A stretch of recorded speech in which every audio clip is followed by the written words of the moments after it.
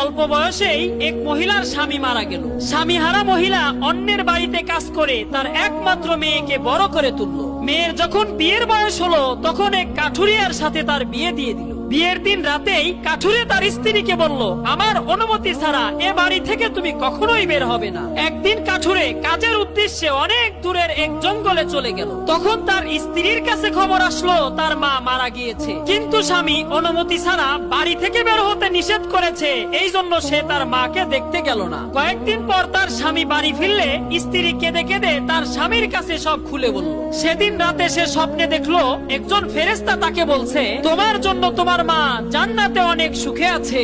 সেদিন যদি তুমি স্বামীর কথা অমান্য করে তোমার মাকে দেখতে যেতে, তাহলে তোমার মাকে সেই পাপের ভাগীদার হতে হতো। বন্ধুরা, আল্লাহ ছাড়া যদি কাউকে সেজদা করা যেত, তাহলে সেই স্থান স্বামীরাই পেত। এই জন্য স্বামীর অবাধ্যতা